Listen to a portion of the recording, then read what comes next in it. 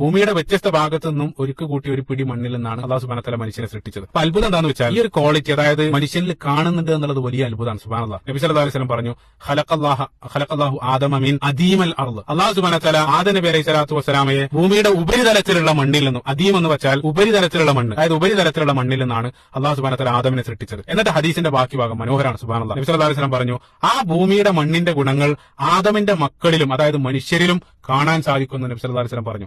എന്നിട്ട് പ്രവാചകൻ സല്ലല്ലാഹു അലൈഹി വസല്ലം പറഞ്ഞു, ഫമിൻഹും അൽ അസ്വദ് വൽ അബിയദ്. അവരിൽ ചില ആളുകൾ കറുത്തവരുണ്ട്, ചില ആളുകൾ വെളുത്തവരുണ്ട്. വൽ അഹ്മർ വൽ അസ്ഫർ. ചില ആളുകൾ ചുവപ്പുണ്ട്, ചില ആളുകൾ മഞ്ഞ നിറത്തിലുണ്ട്. അതേപോലെ തന്നെ വമിൻഹും ബൈന ദാലിക്. അതിൽ രണ്ടിനും അതായത് ഇരു നിറത്തിലുള്ള ആളുകളും. എന്നിട്ട് നബി സല്ലല്ലാഹു അലൈഹി വസല്ലം പറഞ്ഞു, മറ്റൊരു ഗുണമായിട്ട് പ്രവാചകൻ സല്ലല്ലാഹു അലൈഹി വസല്ലം പറഞ്ഞു, ചിലര് മണ്ണ് പോലെ സോഫ്റ്റ് ആണ്, ചിലര് മണ്ണ് പോലെ കഠിനാണ്, കഠിന ആളുകൾ. എന്നിട്ട് നബി സല്ലല്ലാഹു അലൈഹി വസല്ലം അത് പിന്നീട് ചേർത്തു, വൽ ഖബീസ വത്ത്. ചിലര് ശുദ്ധമാണ് മണ്ണ് പോലെ, ചിലര് അശുദ്ധമായതാണ്. അപ്പൊ നബി സല്ലല്ലാഹു അലൈഹി വസല്ലം ഹദീസിൽ പറയുന്നത്, മണ്ണിൽ നിന്നും സൃഷ്ടിച്ച ആദമിന്റെ മക്കൾക്ക് അതേ മണ്ണിന്റെ നിറങ്ങളും ഗുണങ്ങളും എല്ലാം അതേ രൂപത്തിൽ കാണാൻ സാധിക്കും എന്നുള്ളതാണ് പ്രവാചകൻ ചുരുക്കത്തിലെ ഹദീസിൽ പറയുന്നത്. എത്ര മനോഹരമാണ്. നിങ്ങൾ ചിന്തിച്ചു നോക്കുക. ലോകത്തുള്ള മനുഷ്യരുടെ അതേ കളറുകളിലുള്ള മണ്ണുകളും നമുക്ക് ലോകത്ത് കാണാൻ സാധിക്കും. ലോകത്തുള്ള മണ്ണിന്റെ കളറിലല്ലാത്ത ഒരു മനുഷ്യനെ നിങ്ങൾക്ക് എവിടെയും കാണാൻ സാധ്യമല്ല. അതായത് പച്ച നീല നിറത്തിലൊന്നും മനുഷ്യന്മാരില്ല. അപ്പൊ മണ്ണിന്റെ കളറുകൾ ഏതാണ്, അതേ നിറത്തിലെ മനുഷ്യരെയും കാണാൻ സാധിക്കുള്ളൂ. സുബ്ഹാനല്ലാഹ്.